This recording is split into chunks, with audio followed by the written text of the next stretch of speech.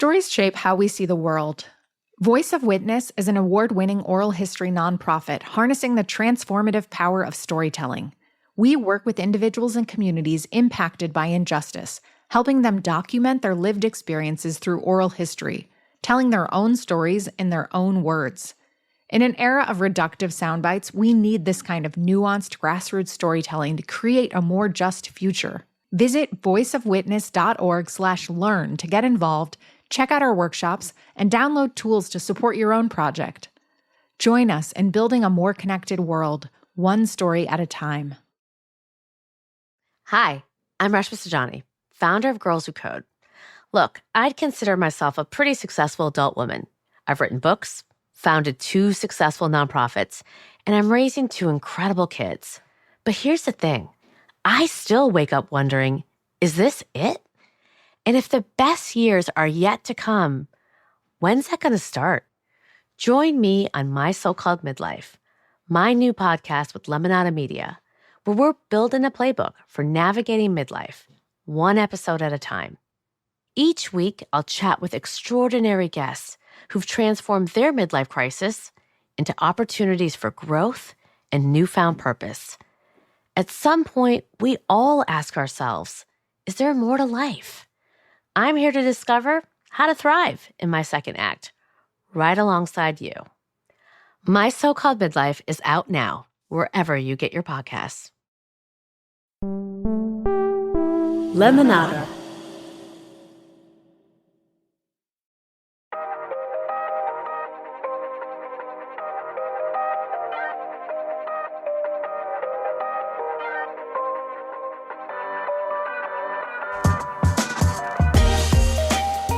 Hello and welcome to Good Things. I'm your host, Gloria Riviera. This is the second episode in this miniseries on foster care. Last week we talked to Rita Sorensen, president and CEO of the Dave Thomas Foundation for Adoption. We learned all about the state of foster care in the United States. According to the Dave Thomas Foundation, every year more than 20,000 youth age out of care without a family. And while a growing number of Americans believe more should be done to help youth in care, 51% mistakenly believe that children are placed in foster care because they are juvenile delinquents. That is not true. Today, we are talking to a mother who refused to buy into that myth. In 2021, Jeanie Gaskill and her husband Jeff received a request from a Dave Thomas Foundation recruiter asking for an emergency foster placement of 2 siblings, Jonathan, age 13, and Patty, age 8, into their home. 6 months later, Jeanie and Jeff started making plans to formally adopt them. Today, they are an official family of 3. They are thriving, and I'm joined by Jeanie Gaskill to share with us her experience as a foster parent and now mom of 2 adoptive kids. Jeanie, welcome to Good Things. Thank you. I'm glad to be here. Thanks for having me. It's such an honor to speak to you. And I really want to start with a personal moment of reflection. I want to go back to when you were dating your now husband, Jeff, and you knew early on that you were interested in, is it correct to say, both fostering and adoption? Can you tell me what that first conversation with Jeff was like? I don't have a first conversation moment in my head because I feel like it was wrapped into those first get to know each other conversations because it's something I've had in my mind since I was a college student. I imagine I probably just wrapped it in because, we talked about kids, of course, in dating. And I said that this is something that I want to do. At some point in my life, I didn't have an exact time. I have a 21-year-old stepdaughter who had just turned 11 at the time we met. It wasn't like, okay, if this gets serious, we're fostering and adopting. It was when the time was right, kind of. Right. It wasn't a parameter. Like, if we go on another date, you need to know this. But it was woven in. Exactly. Yes. And what do you think it is about Jeff that made you feel comfortable bringing that up? And what have you seen since then? I mean, it is a interesting and unique thing to put out there. Yeah, I guess I didn't think it was an interesting and unique thing to put out there. I've learned since with the reactions from all the people in my life when I actually did it, that they were a little bit like, whoa, you did this. This is kind of big. And it was a foregone conclusion in my mind already. So it didn't feel like a big thing, you know? One of the things Jeff and I bonded over, I am a social worker by training. I was one of those highly sensitive people who in childhood would, we went into New York and I would see homeless people and I would cry the rest of the night. Like I was affected by humanity in that way for whatever reason. I don't know, but it was always felt like a vulnerability to me. And like on our third date, Jeff, like we walked out of, the grocery store where we were, and there was a homeless person sitting there, and I just kind of like felt the feeling, shoved it down. We got in the car. Jeff got out of the car and handed the person a $10 bill and got in the car without saying anything and just drove away. And I was just like, it was just a feeling of, okay, he had some feeling of suffering too from that. And it just made me feel safe. Yeah, like a feeling, I'm thinking now it was maybe a feeling of recognition in someone else. Yeah. I mean, haven't thought about it in that way. But yes, I think that that's accurate. Like I, for whatever reason, I was used to hiding that feeling. Like that feeling wasn't like welcome in regular world. And when I saw him, he had that feeling too. It just made me feel so comfortable. And you have said you knew, like in college, can you just describe for me, what was your awareness of how you felt about becoming a parent? I mean, it was not connected to like a plan. I didn't get out of college and try to start a family. I wasn't like, that wasn't first on my mind, but it was just an idea in my head, something. It was actually a professor who went to the University of New Hampshire. This part I remember, this was like a moment.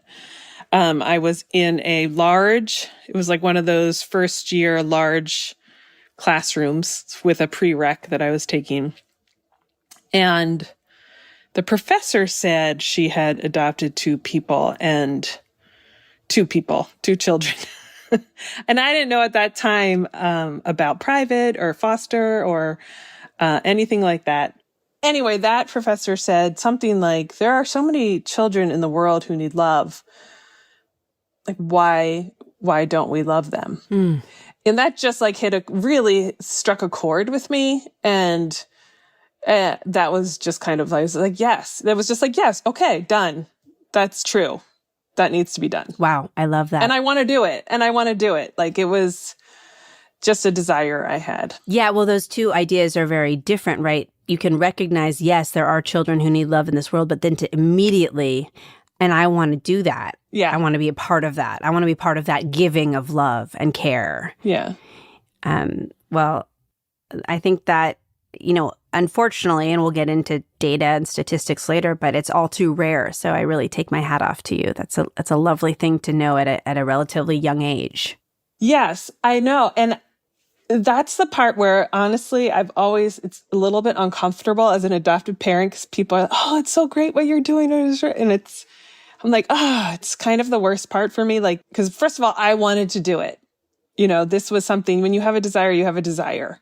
What helps other people, it's kind of like a byproduct. Like I want to do adoption, foster care, parenting. It's always an awkward part because I don't want to be recognized for it, I guess, because it's a sadness too, So I want to move from your beautiful realization that you say, you struggle with being recognized for that, but your knowledge, your knowing that you wanted to be part of the foster adoptive system. And I want to move to what that looked like for you and Jeff when you really started pursuing it. I think a lot of people don't know what the first step is. Right. What was your first step? So our first step was finding the right timing, because as we said, we had a child at home already. So once she was settled and the timing was right for her, we signed up. I mean, the first thing I did before mean, Jeff agreed, but I was really the proactive one, So I went to an orientation, and it's different everywhere. So this pertains to Arizona, but basically the foster parents are licensed by agencies, and then the children have cases through the state. So the agencies that license the foster parents offer orientations where it's like a 2-hour class, and you go and you learn about all that it entails. In 2 hours. They're like, here's everything you need to know in 2 hours. No, it's just the introduction. Okay. Good. No, there's a lot more training than that. It's Okay. like the first step. Like, are you interested in becoming a foster parent? Come learn more about it. And Jeanie, I just have to ask you, are you like Googling like foster parents? Like, I'm interested. Yeah. And something pops up. Oh, there's an intro in your community. Okay. Yeah. Okay. So you go and you learn about how it works. And so I did that. I went and learned how it works, and that you have to pick, if you're a foster parent, you have to get licensed. You go through this program called Foster Parent College. Okay, so let me ask you this. When you saw what was required, did you bat an eye, or were you like, nope, okay, I'm in, done?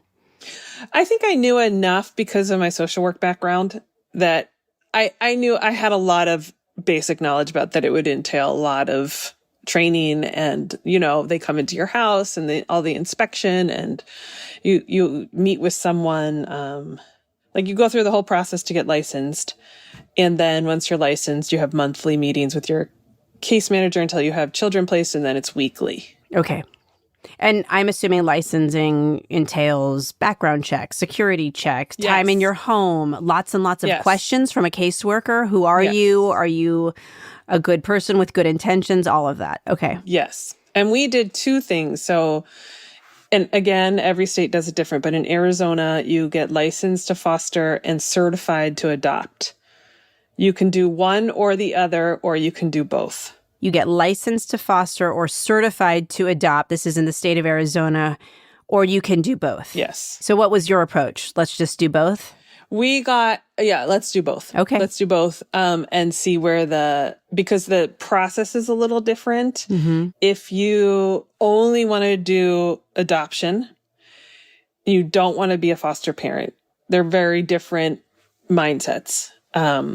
So if you only want to do adoption, you don't have foster children in your home, and you have what's called, basically, your case manager makes a home study, and it's like this thick. It's way more intensive than the licensing home study, which is more about safety. Jeannie's holding her hands like the size of a dictionary. It's like a big report on who you are. Yes. Okay, got it. On who you are. So that's the adoption home study. It's about your personality, your background, your likes and dislikes, your style, because adoption is, they're thinking permanent match. So the licensing home study is about safety. And are you a safe fit for this child? Are they going to be safe in your home? Because the foster placement is about reunification with the biological family until their case is ended because they've been reunified or because the parental rights have been terminated. Okay. Is it correct to say the intent of placing a child in the foster care system is what? Reunification, ultimately? Yes. Okay. Yes, a safe place, because as long as they're a foster child, the ideal situation is a safe return to their biological family. We're going to take a quick break, but we will be right back with more on Good Things.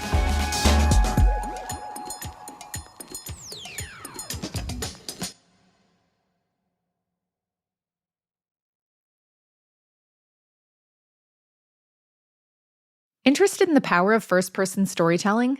The Voice of Witness book series documents the oral histories of people directly impacted by and fighting against injustice. Each collection supports historically excluded communities to tell their own stories in their own words. The books feature a diversity of voices, including those of refugees and immigrants, incarcerated people, communities displaced from public housing, farm workers, indigenous peoples, and more.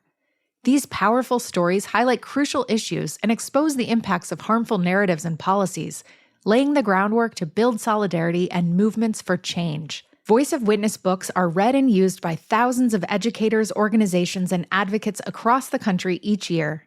Visit voiceofwitness.org/read to learn more, access free resources, and get involved. Hi, I'm Emily Deschanel. And I'm Carla Gallo, and we're excited to tell you about Boneheads, our new Bones rewatch podcast. I played Dr. Temperance Brennan. And I played Daisy Wick, and we are going to watch from the very beginning. We're going to watch the episodes. We're going to reminisce. We're going to laugh. We're going to cry. We're going to tell behind-the-scenes stories. We're going to go on tangents. A lot of tangents. So whether you're a seasoned Bones fanatic or a newcomer looking to dip your toes in to the wild world of forensic anthropology, this show is for you. Boneheads from Lemonada Media is out now wherever you get your podcasts.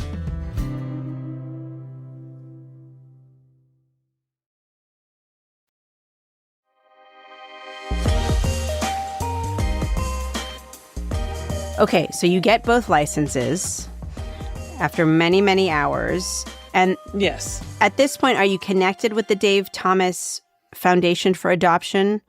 No, they are connected to the children. They work for the children. Okay.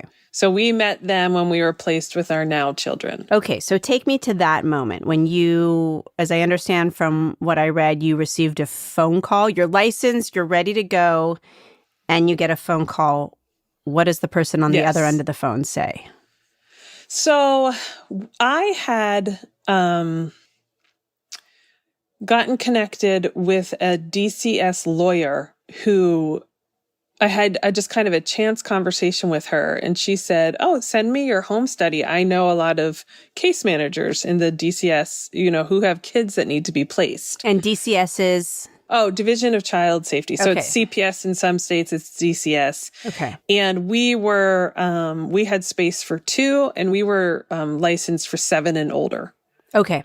So she said there's a ton of people who, she said, if you're, from 0 to 5, they have tons of places open for children like that. Because a lot of foster families have, they want to keep the birth order of their children.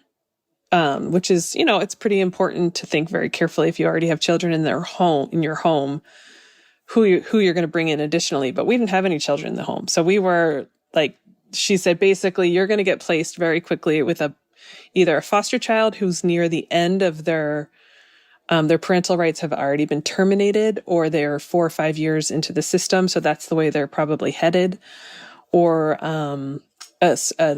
children who are already looking for an adoptive home because you have no other children in the home, your age range is older, and you have room for siblings. So she said, let me give your home study to a few caseworkers I know. So that's how it started. And then we got a call from her, because we had given her the case study, saying, are you willing to talk to, this person? She was the caseworker for the kids. So she called us first, and she said hi. She gave us her name. I'm the caseworker for these 2 children. She had been the caseworker with them for 4 years, which is pretty rare. They had not had more than one caseworker. They maybe in the beginning they did, because they were in the system for probably 5 years on and off total. So she said, let me tell you about them. Would you be willing to learn? And then, so Jeff and I were in the car when we got the call. So we talked about it and we responded, said yes. And she referred us to John, the Dave Thomas Foundation social worker, who was assigned to the children. So that's really how we learned about Dave Thomas Foundation. How we learned about the children was we had a Zoom call with John. So you've received this phone call from a caseworker saying, I think I may have a match for you, or you should speak to this caseworker, John. You get on the phone with him. He's been working. Is he the one that was working with the kids for several years, or no, the original? Yes. Oh, yes. Okay. Actually, they both were with the kids for several years. Okay. So this is where it gets, like, the Dave Thomas Foundation workers are extra. Not all kids in the system have them. And so they are extra advocates. I think they're called adoption advocates. And they're assigned to children. So the Dave Thomas Foundation trains them and gives them the resources. then they work with a local agency. And I don't know how they're chosen to which families to work with, but basically the children that they work with have to be 8 or older, a sibling group, or medically needy. Wow. Okay. Those are very specific parameters. Well, the Dave Thomas Foundation's mission is like their tagline, I don't know the proper word, but it's that no child is unadoptable.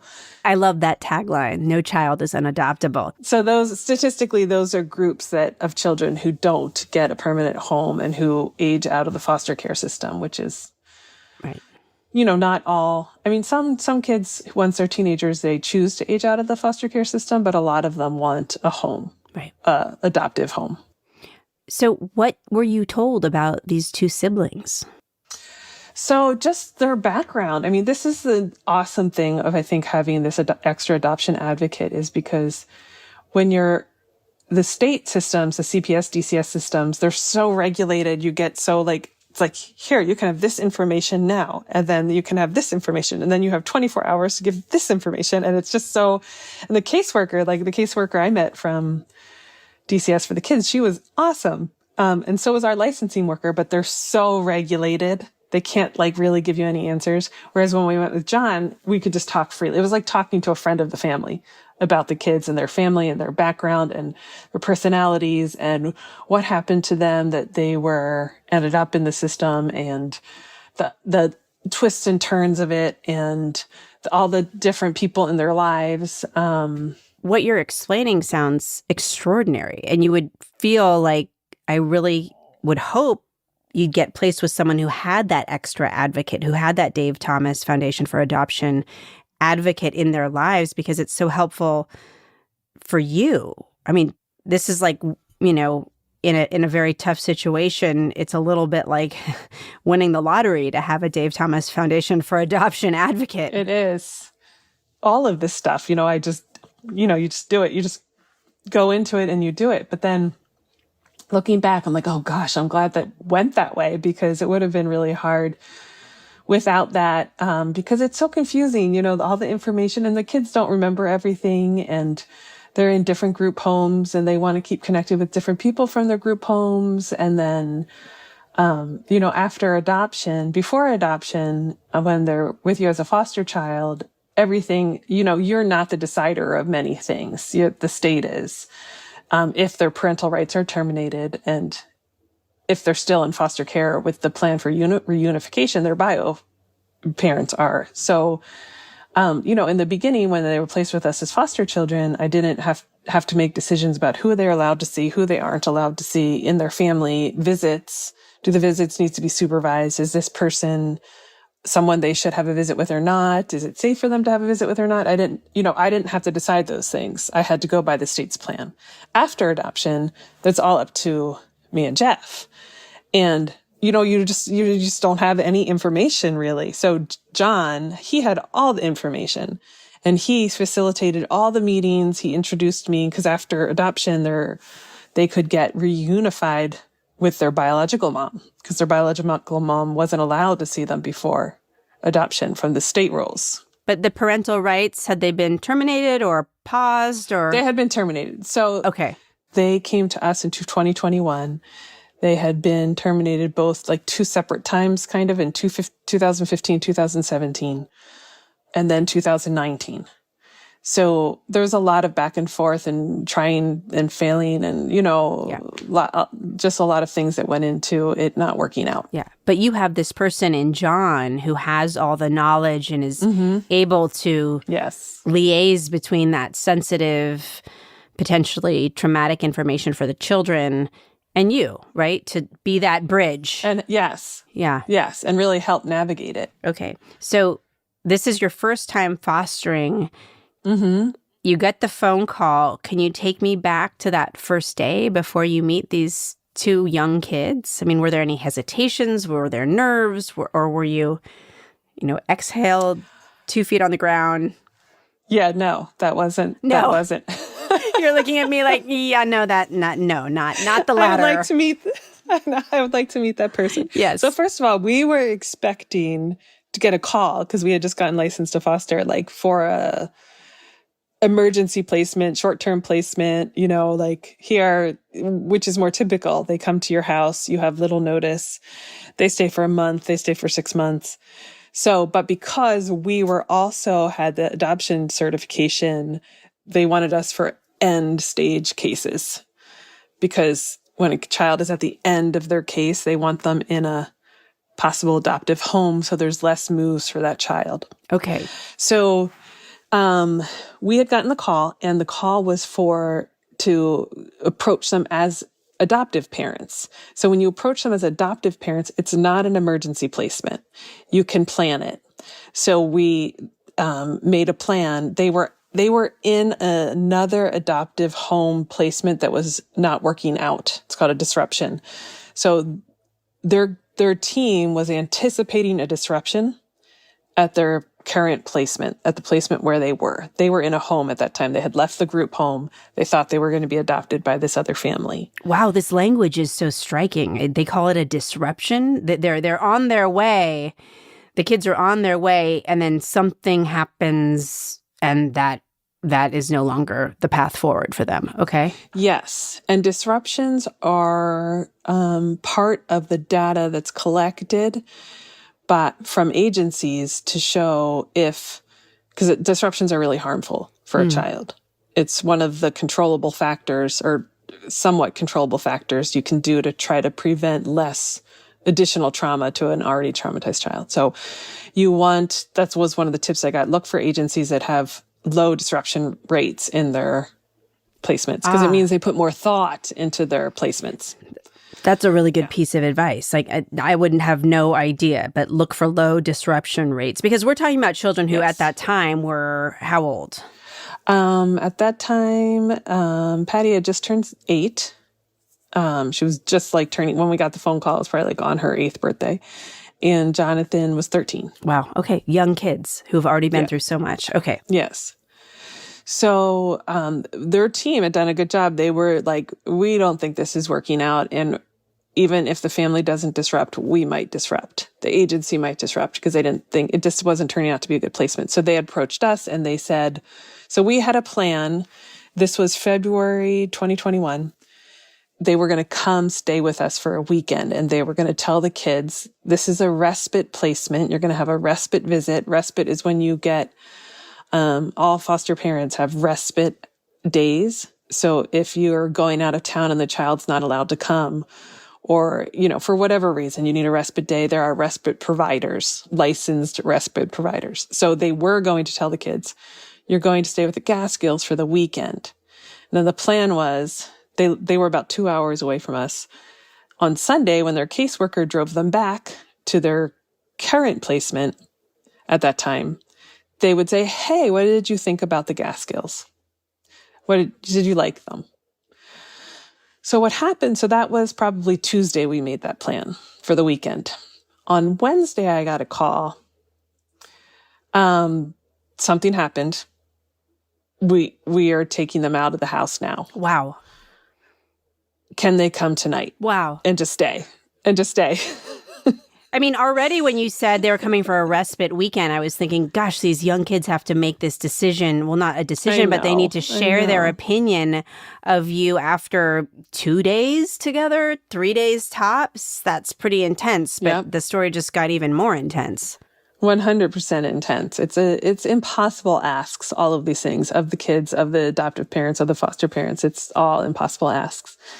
But they get asked anyway. So basically, I talked to Jeff. We said yes. The caseworker was on their way to pick them up. They had to leave immediately. So she took them out to dinner. She took them to her office for a little bit just to give us some time to get everything set up because I was just starting to get things set up for the weekend. So they came that night with all their stuff, and that was it. They never left. Wow. So, so they came, they ended up coming as a foster placement. Okay, sit tight, everyone. We're going to take one more quick break, and we'll be right back with more good things.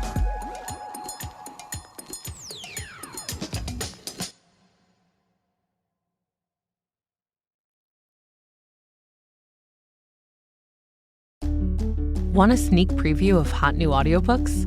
Then check out Your Next Listen, a new podcast from Lemonada Media and Simon & Schuster Audio. We've got everything. The hottest new thrillers, best-selling celebrity memoirs, and swoony romances. And these aren't tiny clips either. They're entire chapters you can listen to. Your Next Listen is out November 11th, wherever you get your podcasts. Want more from your favorite Lemonada Media podcasts while supporting the shows that help make life suck less? Subscribe to Lemonada Premium today. As a subscriber, you'll unlock exclusive bonus content like never-before-heard interviews, behind-the-scenes moments, bonus episodes, and so much more. It's easy to sign up no matter what podcast app you use. On Apple, you can just click the Lemonada logo in the Apple Podcast app and hit subscribe. For all other podcast apps, head to lemonada.supportingcast.fm to subscribe. That's lemonada.supportingcast.fm.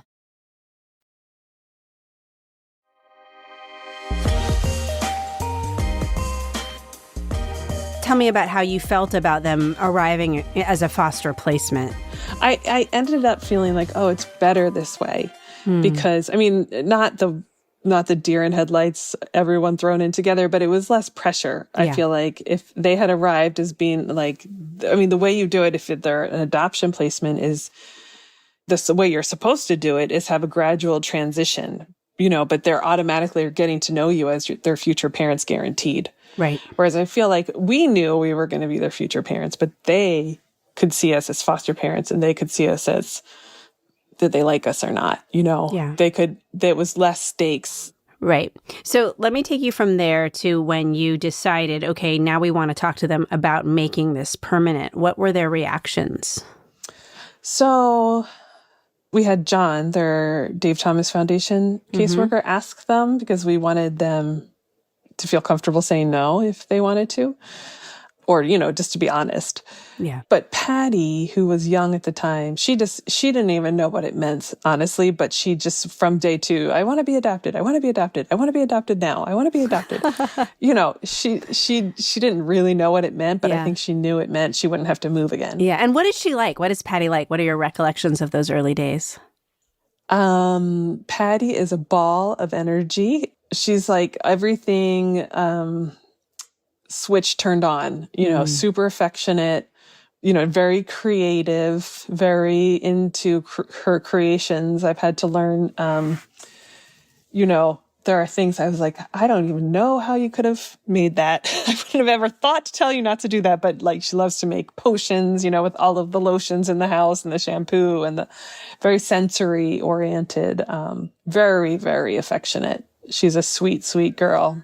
Do you remember the first time, she embraced you or that first moment of tenderness or one of those first moments? Can you tell us about that? I mean, with Patty, it was like 0.5 seconds into her arrival. No. So, really? Yeah. Yes. And what was it? Did she hold your hand or give you a hug or what did it look like? Well, I mean, I don't want to bum everybody out, but there is a trauma response when you're overly affectionate. It's the opposite of what people know more of as reactive attachment disorder. There's an opposite, same disorder because you have insecure attachment. So you want to really cling. Oh, I get it. Okay. So she had a lot of, I mean, she's much more stable now, but she had a lot of that kind of attachment. She just needed to be 24/7, like arms wrapped around my waist. So just that was her. She needed that instant, like constant feedback of affection and love to feel safe. And we knew they were, we are big like animal lovers. We had 2 dogs at the time and we knew they loved dogs. So that was we're like, all right, they were our heavy hitters for the first couple months there.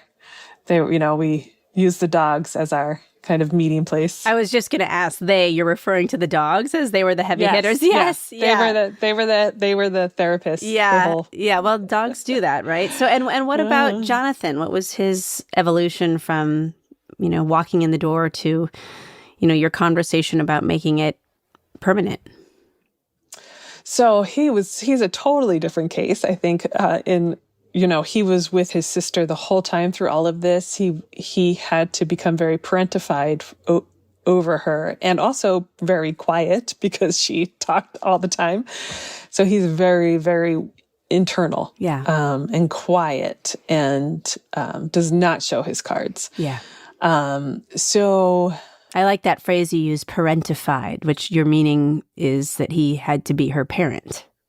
yes, yeah. He took responsibility for really everybody he could, but specifically his younger sister.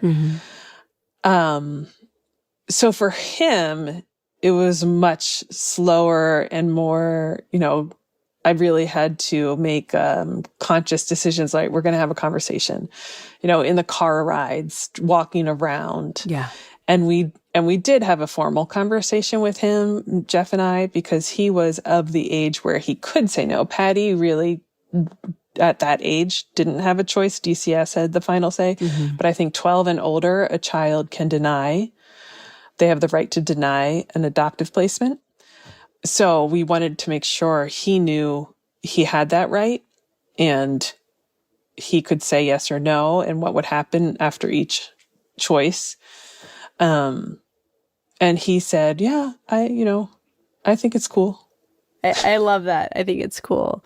And I want to move in a moment into sort of the bigger picture about the urgent need for foster parents. But I also want to hear from you, to what extent were you cognizant of creating a safe space for them? I mean, was that part of your licensing? Did you have a sense of structure, of a schedule, or what does it look like when you prepare to bring children into your home who have experienced so much trauma? What do you need that home to look like? And as parents, how do you have to be informed? What is your own... Jeff has mentioned being, what is the phrase, trauma informed? Yes. So we took a course called Trauma Informed Parenting that was offered through our licensing agency. It was not required, but it absolutely should be. I also had done a bunch of reading to prepare, and one of a couple of the books that were really good at explaining what happens in kids' brains as, especially with neglect. The great majority of cases that end up in foster care are from neglect, and what that does to a child's brain. And it's a lot less obvious than abuse, physical abuse, emotional abuse, sexual abuse. The damage there is obviously just as great, but it's more obvious than neglect. So one of the books, it's called What Happened to Me. It's by a neuropsychologist, Dr. Bruce Perry, and Oprah wrote it together. And that one was super helpful. So I had educated myself, but yeah, foster parents, aspiring adoption parent, whether you're a private adoption or foster to adopt, really need to know about trauma-informed parenting, because even that trauma happens it's separation from birth. It happens anytime. I mean, some of the hardest to address trauma is trauma that happens from age 0 to 2 weeks. Wow. Age 0 to 2 weeks? That is striking. That is what neuroscience is discovering now. Wow. And it makes sense when you learn about it, because that's basically the foundation of your brain. If you have a foundation problem with your house, you're always going to have problems in that house. Yeah. So it's the same. Like it just makes a different set in your brainstem. So you need to learn about it. And they do teach you I think the most important thing is that the parents themselves have to be able to regulate their emotions. Yeah. Everything else is flexible. If parents can regulate their own emotions, because you are going to get tested to the limit. Yeah. I was a meditation teacher for 10 years before I did this. Oh my gosh. So I had a lot of reserves. Yeah, you were far more ready than most if you were a meditation teacher for 10 years. I had a lot of reserves, but they got depleted. They got tested. They did. Sucked dry. So they... I'm in a better place that I can know how to refill it and things like that. Yeah. That is the most important thing, is you got to be able to regulate yourself. I mean, just saying that to any adult, like, just be sure you know how to regulate your emotions. Under stress, not just when things are going well. So it leads me to, how many people do you think are out there, and do we need to meet situations like yours, to take children who are past the age of 5, into their home, whether to foster and then move on to another home, or to foster and adopt? What is the need out there, and what do we need in this country? We need a lot, obviously. Tons and tons, as many people who can. And this is the part that I don't always feel so optimistic about, because you really need to be very able to put your own agenda aside 1,000 times over a day. I feel like a lot of people go into foster care and adoption, with infertility struggles, and then that you have to totally heal. And you're not going to totally heal, but you have to know how to heal that separate, because it's not the same. It's not like it's a different experience being a parent of an adopted or foster child. Or sometimes I see a lot of people doing it because they're inspired by their religion, which sometimes the thought is okay, but it comes with a lot of expectations. From what I've seen, expectations of how the children will act. It comes with a lot of expectations that they'll be grateful, that they'll be sweet, that they'll be kind, and zero, it's the opposite. So that should be your personal thing. You should have nothing to do with the children. Yeah, as you're saying that, they should be grateful. They should be appreciative. I'm shaking my head, because the research that I have done, which is not exhaustive by any means, but I do know that there is this idea out there that children who are in foster homes, who are eventually adopted, that they should be grateful. But that's not the reality, is it? You're not going to see that every day, are you? No. And also, I mean, if I feel like people don't, they other, it's so human nature for us to other, right? The other, a child who's in foster care, and then think, of course, they're going to be grateful now you're within this nice family. But if anybody thinks about their own biological family, and then thinks about being severed from them, like the children, just because they had a chaotic environment or even an abusive environment, the biological imperative to bond with your biological connections is so strong. Any single one of us can imagine, with some thought, it would feel horrible to be severed from it. So what the children who want to be adopted want, the other thing that feels horrible is not having a permanent place and kind, loving adults to protect you in the world and guide you in the world. So that's what they want. Are they lucky they get it? I guess compared to the kids who are still in the group home.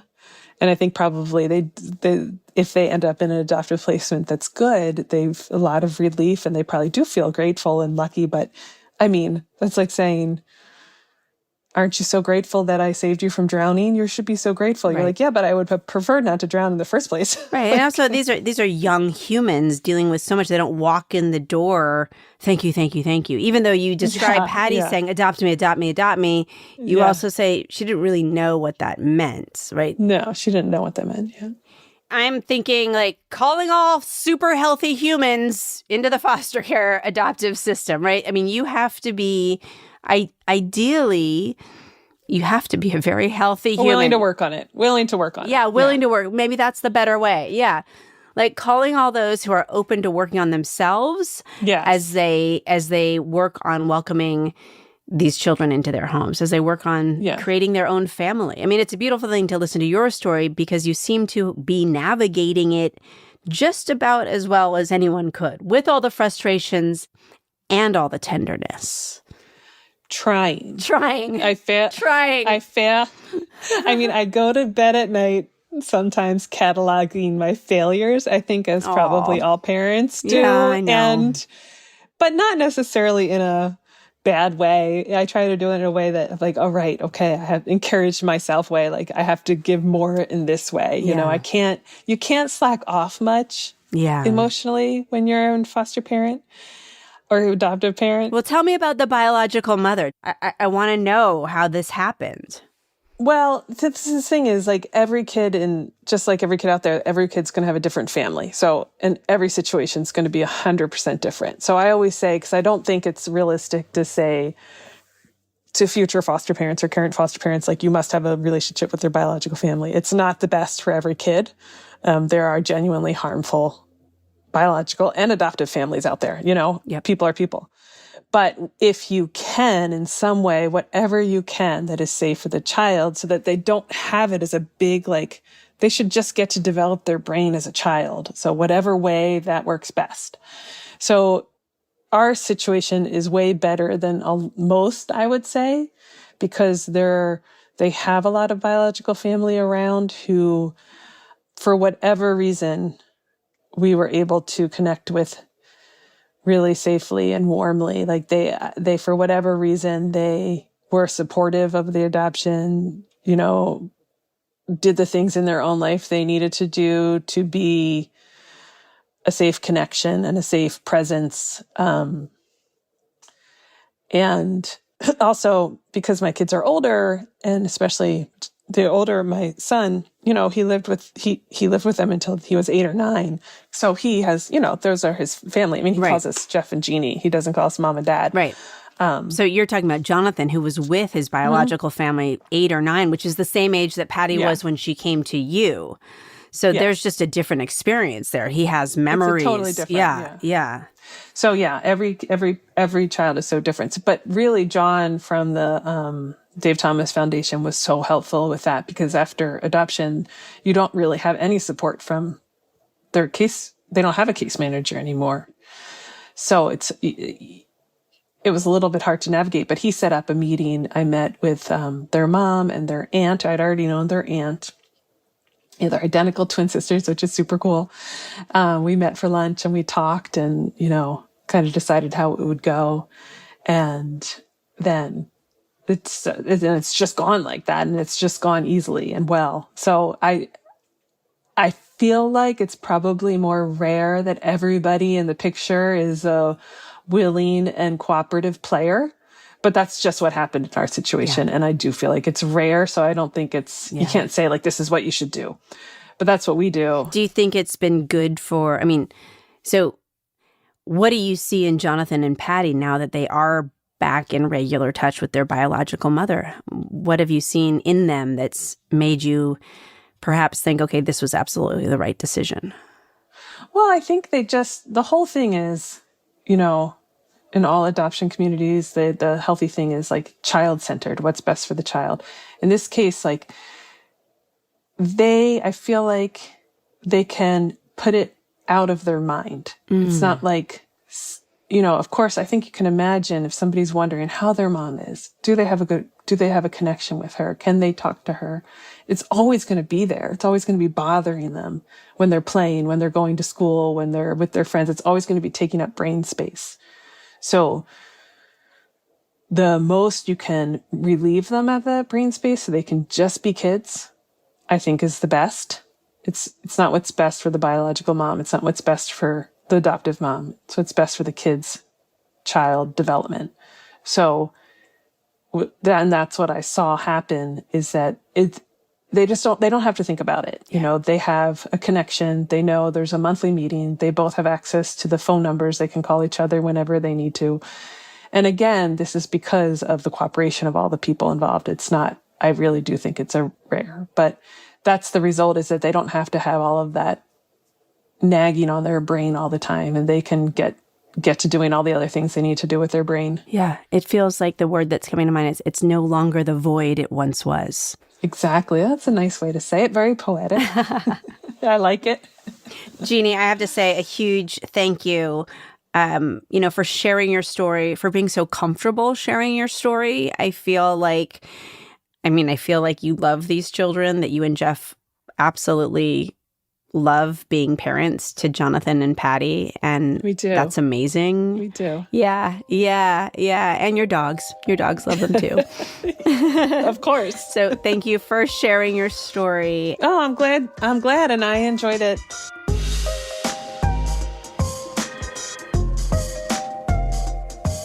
Thank you for listening to Good Things. This episode is presented by the Dave Thomas Foundation for Adoption. This series is produced by associate producer Donnie Matias. Our supervising producer is Jamila Zahra Williams. Mixing and sound design by Noah Smith. Steve Nelson is our SVP of Weekly Content. Executive producers are Stephanie Whittles-Wax and Jessica Cordova Kramer. Help others find our show by leaving us a rating and writing a review. Thanks so much for listening. See you next week. Follow Good Things wherever you get your podcasts and listen ad-free on Amazon Music with your Prime membership.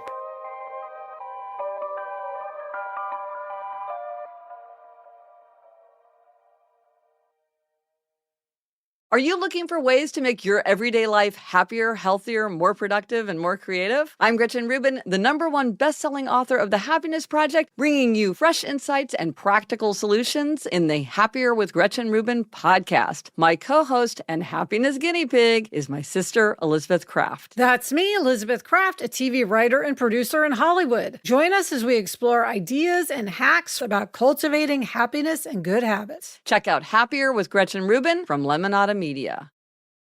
Hi everyone, Gloria Riviera here, and we are back for another season of No One Is Coming to Save Us, a podcast about America's childcare crisis. This season, we're delving deep into 5 critical issues facing our country through the lens of childcare: poverty, mental health, housing, climate change, and the public school system. By exploring these connections, we aim to highlight that childcare is not an isolated issue, but one that influences all facets of American life. Season 4 of No One Is Coming to Save Us is out now wherever you get your podcasts.